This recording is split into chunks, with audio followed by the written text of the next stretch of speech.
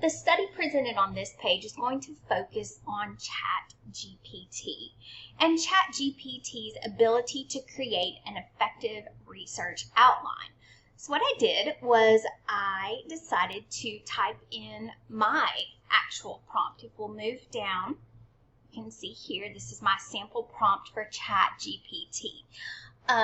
Perkins and Rowe, as well as Jacques, found that generative and predictive AI can allow students who struggle with self-efficacy in beginning these types of research projects, that it can actually inspire and encourage, which is exciting, this type of investigation.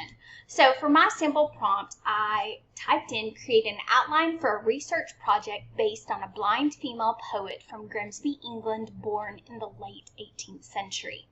Make sure to include space to explain the significance of her achievements as a marginalized individual, as well as space to insert research findings. Throughout the outline, insert ways that AI tools may aid in further research of this poet. So I was extremely specific with my sample prompt, which is very important with Chat GPT because Chat GPT has a lot of capabilities. So here we have some research by Perkins and Rowe that Chat GPT was one of the first Gen AI tools to gain widespread recognition, and that it was great at finding related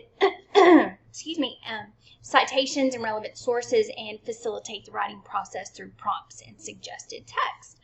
Also, it encourages and supports research and discovery. Hart and Neer discovered, as I spoke about the students' challenges with research, and these both include, ironically enough, overconfidence and research anxiety, so two sides of the spectrum.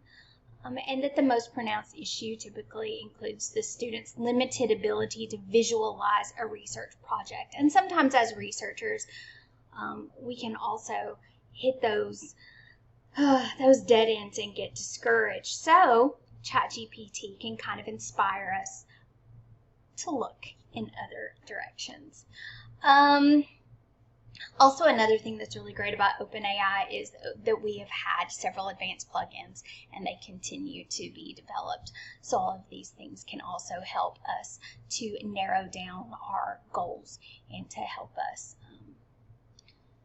to rediscover these authors. So if I click here, I can see the ChatGPT results from my sample prompt.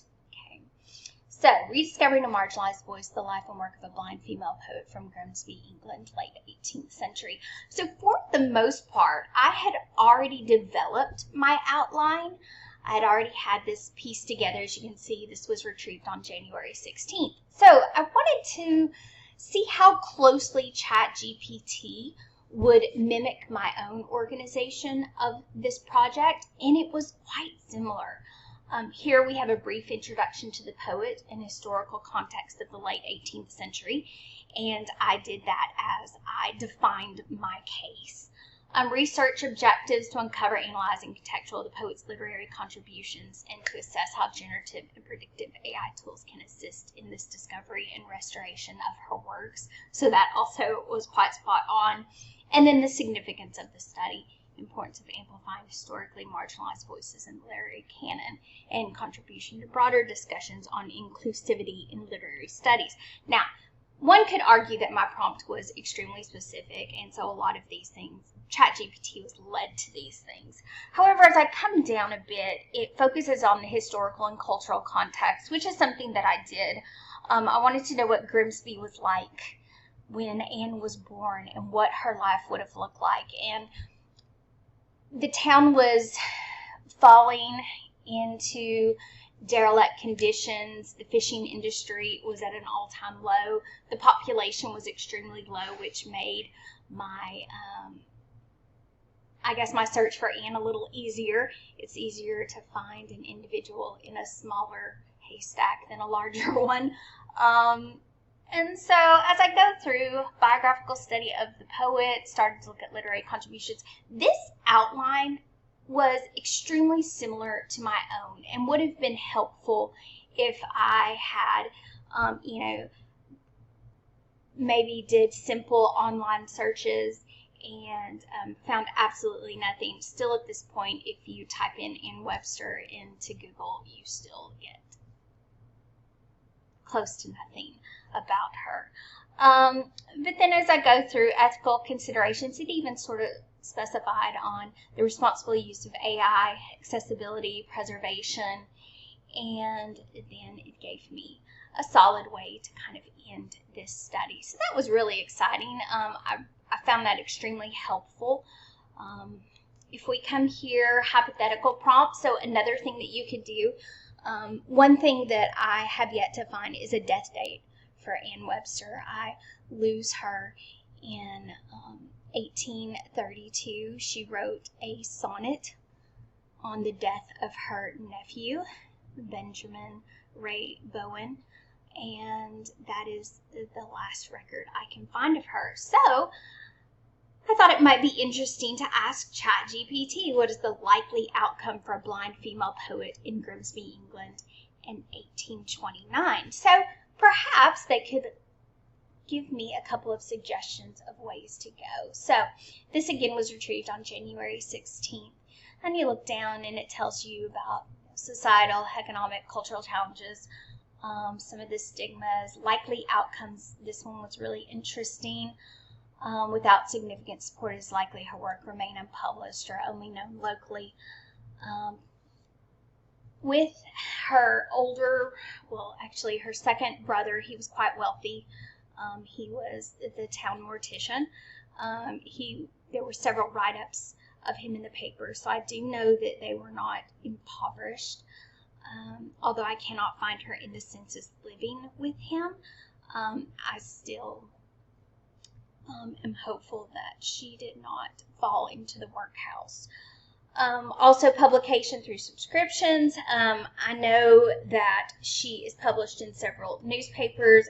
Down here you can look at archival searches, local newspapers. That is where I found, I believe it was 5 or 6 poems that she had published in newspapers. Church records, I know that she was a Methodist, so I found a couple of poems in some works in some well-known Methodist based newsletters at the time. So there was a lot of interesting leads that Chat GPT kind of pointed. I knew these things existed. However, if I hadn't, Chat GPT would have led me. It would have led me with that breadcrumb trail. Some problems associated with Chat GPT as a researcher is, of course, reliability and accuracy. If your prompt is not spot on or very clear, there can be a lot of problems with accuracy. Sometimes you can ask ChatGPT the same question 3 times and you'll get the answers are often inconsistent. Sometimes they're repetitive. Replicability and prompt engineering. Replicability is very important. As a researcher, you want to be able to have consistency in your work. So ChatGPT is not the best at that, as Perkins and Rowe found that it is difficult to replicate your findings, and that really is a key foundation for research validity and integrity. But it is helpful. It is helpful if you have hit a brick wall and you would, you just need some inspiration, and ChatGPT was really, really great for that.